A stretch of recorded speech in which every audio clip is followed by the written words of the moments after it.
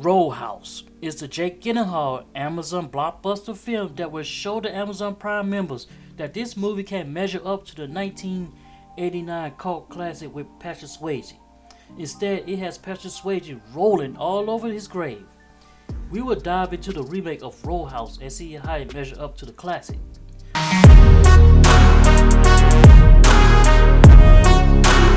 The movie starts off with two fighters beating the crap out of each other. One of them looks like Butterbean, and he was basically waddling around and taking punches to the face. The other guy wins the fight, and a new challenger with a hooded shirt shows up wants to fight. The hooded character is Jake Gyllenhaal, and the other guy is checking out of the fight. I don't blame the other guy because Jake Gyllenhaal character's name is Dalton. He's a former UFC fighter, and he also played Mysterio in one of the Spider-Man movies.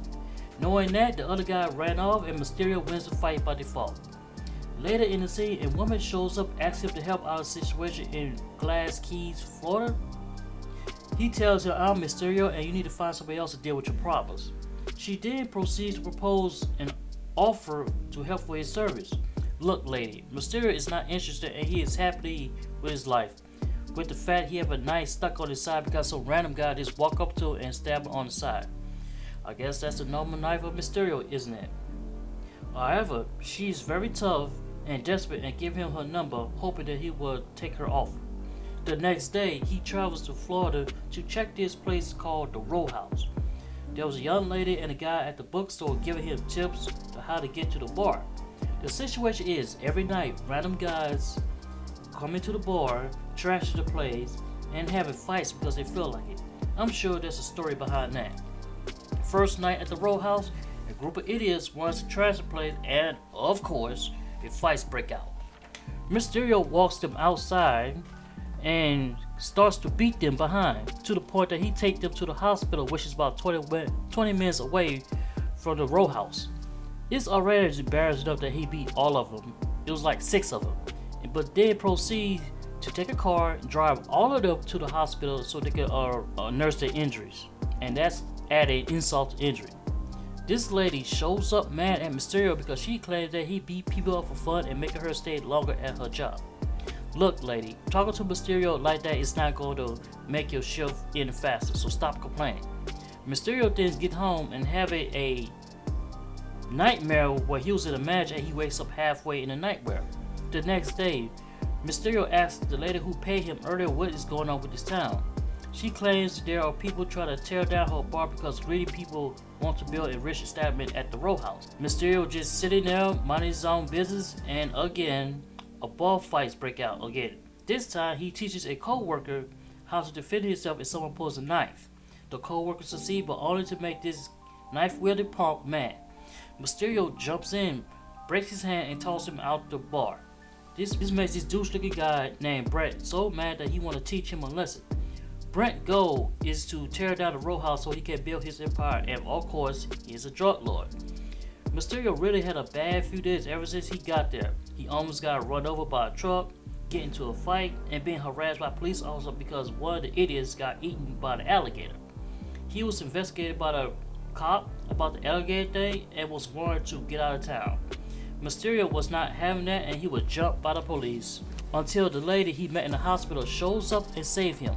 Plot twist. The cop that was asking him a question, that is the lady's father, and she helped Mysterio escape. She tells him about the crime lord who's actually run this town. It's Brent and his father, but Brent's father is in prison for his crimes that he had did, and he been in jail for quite some time. Once Mysterio gets home again and starts to have nightmares about his match where he beat his opponents, and again wakes up halfway in his dreams or nightmares. So a call was made to Conor McGregor, who is another star in this film, who was walking down butt naked in the street, harassing people, like taking their clothes and taking their women for their men.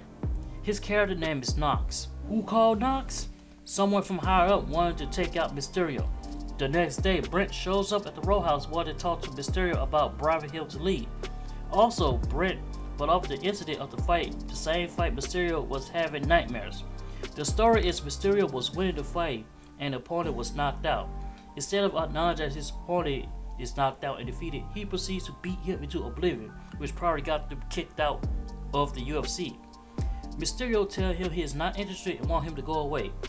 Brent walk away and Knox shows up, and of course, the fights break out again. So it's Knox versus Mysterio, and Knox basically beat Mysterio so badly that Mysterio wants to run out of town. Even Spider-Man didn't beat Mysterio this badly. So when Mysterio tried to visit the lady and the guy at the book shop, the place was burned to the ground. Now, Mysterio snaps and started to take out all the bad guys and finally confronted Brent, who wanted his money and take it to a cop's daughter on his boat. Mysterio blows up part of the boat, chases down Brent.